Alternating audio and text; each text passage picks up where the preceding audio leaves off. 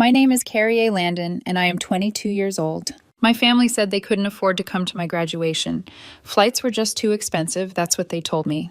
My mom said it gently, like she was cushioning bad news. My dad added that work was crazy right now, and maybe they could come up the week after instead. My sister said she was still emotionally wrecked from her boyfriend leaving her again and couldn't handle crowds. My brother didn't answer at all. He texted me 3 days later with a vague, "Got a lot going on." I kept telling myself there was no way they really wouldn't come. Not all of them. Not this time. This wasn't just another birthday or random weekend. This was my graduation. The day I officially became the first person in our family to finish college. 4 years. No loans. No help. 2 jobs. Late nights. Early classes. I paid every cent myself. All I wanted was for them to sit in the crowd for an hour. When the day came, it was just me. No familiar faces, no clapping with my name, no one holding a phone up to record.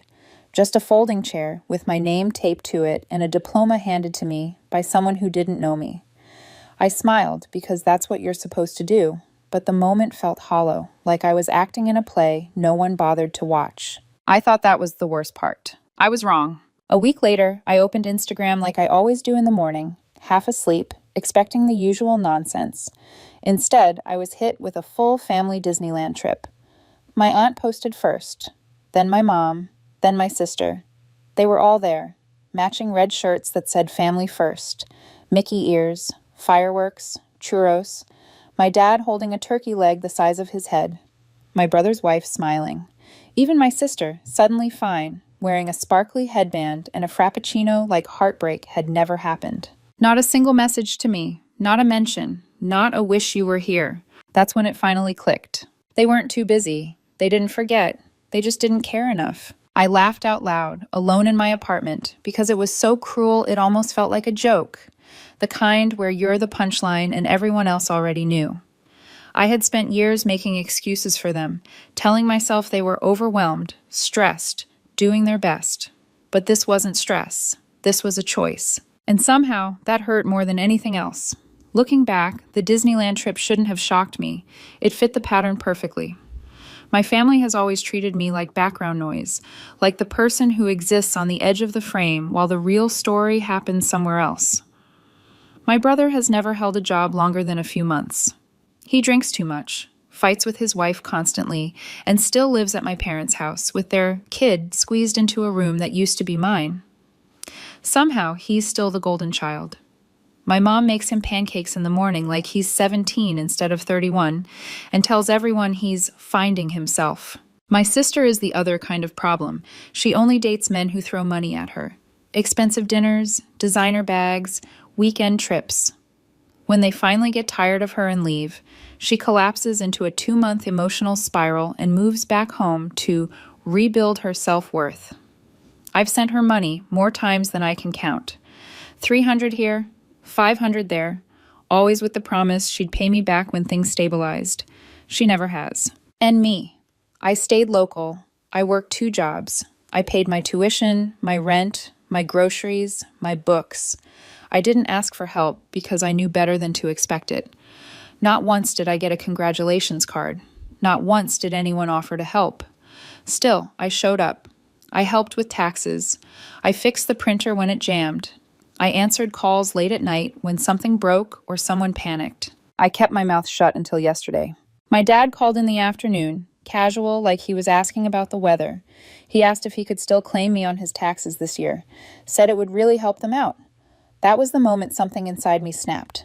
Not loudly, not dramatically, just clean and final. I told him no. He went quiet for a second, then asked why I was being like this, so I told him.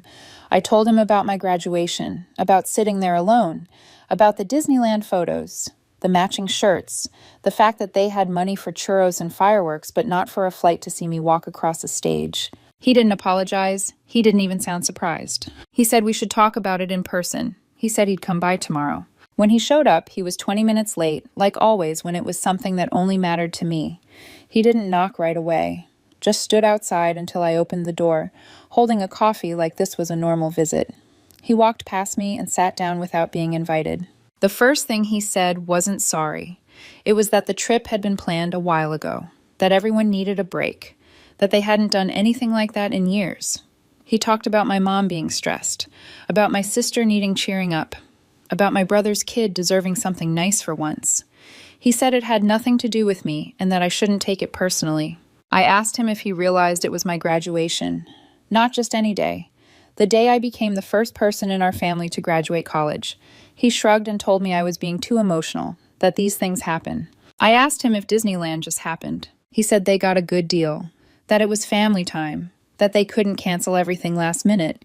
He didn't even pretend they forgot. They just chose something else. Then, like it was nothing, he asked again if he could still claim me on his taxes. That's when I stopped pretending to be calm. I told him no, not this year, not ever again. I told him I was done being convenient, done being the one who worked nonstop while my brother drank away opportunities and my sister burned through money that wasn't hers. He told me I was looking at things the wrong way, that I was making it all about money. I told him it was never about money. It was about respect, about showing up, about acting like I mattered even a little bit. He leaned back, crossed his arms, and said something I'll never forget.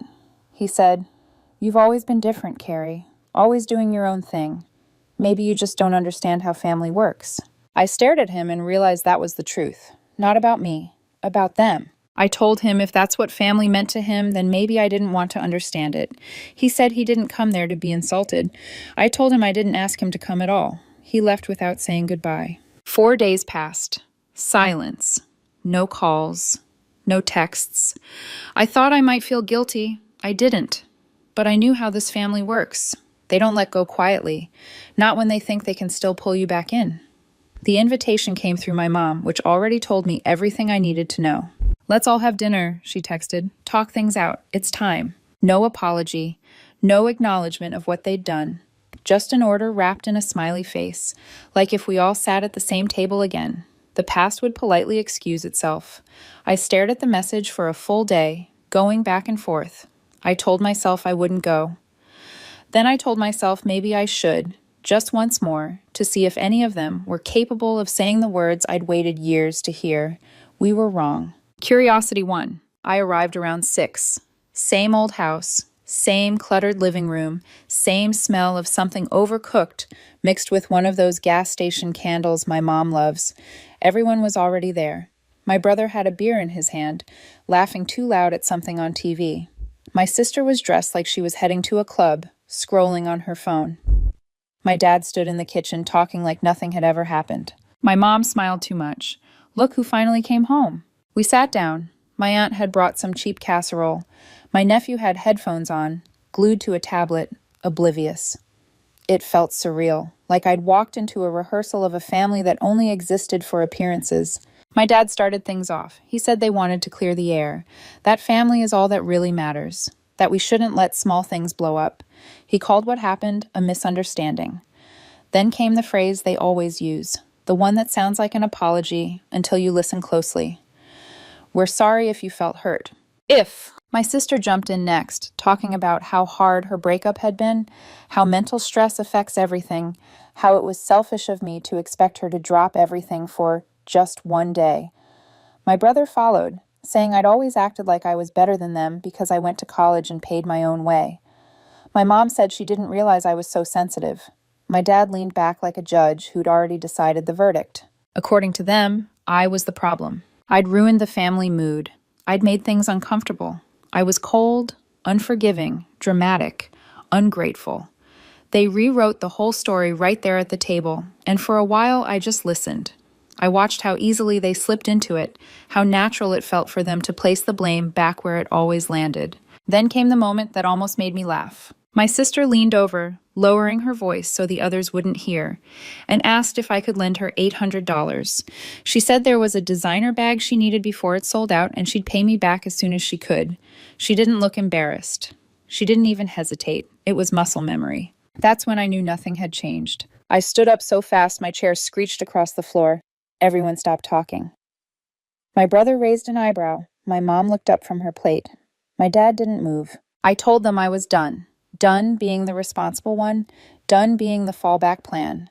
Done trying to earn a place in a family that never respected me. I said I wouldn't be giving anyone money ever again. I wouldn't be answering late night calls. I wouldn't be helping with taxes or pretending I didn't notice all the times they left me behind. My mom told me to sit down and stop being dramatic. My dad told me I needed to grow up.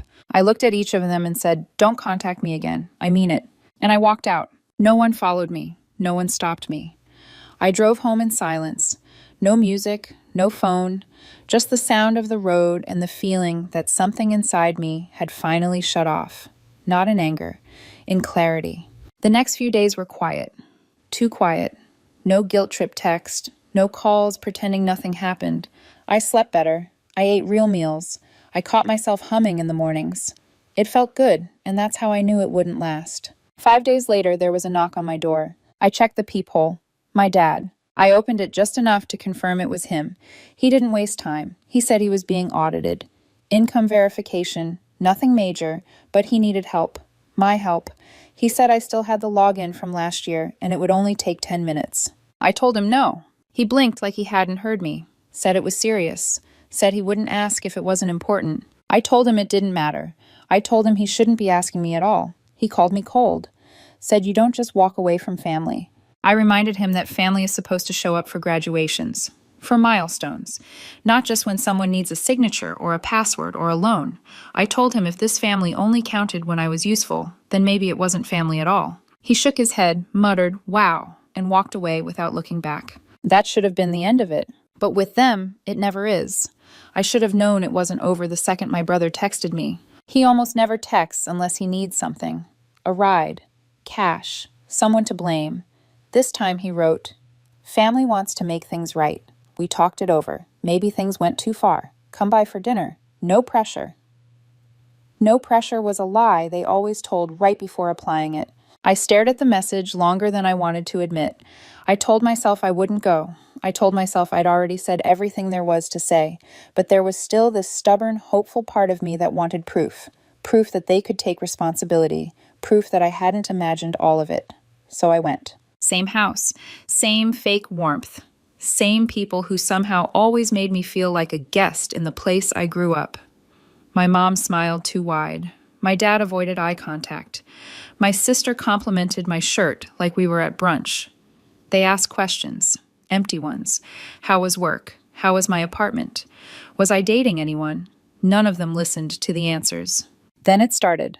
My dad brought up the taxes again, casual like he was mentioning the weather. Said things were complicated and it would really help if I just took a look. My mom said she wished I'd be part of things again. My brother said I always made everything a big production. My sister told a long story about missing a friend's wedding once because she was burned out and how the friend forgave her, so why couldn't I just let this go? They circled me slowly, rewriting everything. According to them, I was isolating myself. I was punishing them. I was unforgiving. I was dramatic. I was ruining the family over a misunderstanding. I sat there and listened, watching them pass the blame around like a dish no one wanted to wash. Then my sister leaned in and whispered it. She asked if I could lend her $800. Not for rent, not for groceries. For a designer bag she said was on sale and would boost her confidence. After everything. After calling me selfish. After telling me I was tearing the family apart. They still thought I was the ATM. I stood up so fast my chair slammed into the table. I didn't try to stay calm this time. I told them I was exhausted. Exhausted from being the only adult in a room full of people who only showed up when it was convenient. Exhausted from being used. Exhausted from taking the high road while they lived in their excuses. I told them I wasn't coming back. Not for dinners, not for birthdays, not for holidays, not for anything. My dad said I was being dramatic. My mom started crying. My sister looked offended, like she was the one being wronged. I walked out. I didn't wait to see if anyone followed. No one did. I drove home and sat in my car for a long time, engine off, phone dark, feeling the kind of quiet that only comes after you finally stop arguing with people who were never listening. For the first time, the silence didn't feel like punishment. It felt like relief. It's been over 2 months now. I haven't spoken to any of them. Not my mom, not my dad, not my siblings. Complete silence. At first I kept waiting for the other shoe to drop. The dramatic apology, the sudden crisis, the emotional ambush. But nothing came. And slowly I realized the silence itself was the answer. I heard things through other people, of course. You always do. My dad's tax situation got worse. Apparently, he ignored a few IRS letters and now owes penalties he doesn't understand. He tried calling me from 3 different numbers, left a voicemail pretending everything was fine, like we'd just missed each other for coffee last week. I didn't listen to the whole thing. My sister got dumped again. I only know because she posted a photo captioned Healing Era with sparkles and butterflies and a knockoff designer bag in the background. Her new plan seems to be becoming some kind of spiritual influencer. She's still broke, still living at home, still hoping someone sends her money for something vague and emotional. My brother hasn't changed. More drinking, more excuses. His wife finally left with their kid after years of chaos. My mom called it temporary to a family friend. I doubt she believes it. It's strange to watch from the outside, not with cruelty, just with distance. I spent years trying to hold all of them together, patching leaks, smoothing over meltdowns, pretending love meant endurance. Now that I've stepped back, the whole thing is unraveling exactly the way I always knew it would. The twist came last week. I got a handwritten letter from my grandmother. She lives in another state. I haven't seen her since I was a teenager. She was never close to my dad. Some old resentment I never fully understood. In the letter, she said she'd heard what happened, not from my parents, but from someone else in the family who follows me online. She said she was proud of me, that what I did took courage, that she wished she'd walked away from certain people sooner, too. At the end, she wrote, "You remind me of myself when I was younger. I just never had the nerve to leave. You did." She included a check. Not huge, but more than I'd ever gotten from my parents combined. And a phone number. Said I could call anytime. Said she'd love to catch up, maybe visit. I sat with that letter for a long time. Not because of the money, because someone finally saw me. Someone who wasn't reaching out because they needed something. Someone outside the dysfunction. That letter was the only real gift to come out of this entire mess. They don't invite me anymore. My name doesn't come up at barbecues or birthday parties. In their version of the story, I'm the villain, the ungrateful one, the difficult one. I'm okay with that, because I have peace now.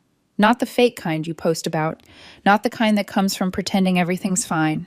The real kind, the kind that comes from choosing yourself and not apologizing for it. This time I'm not looking back.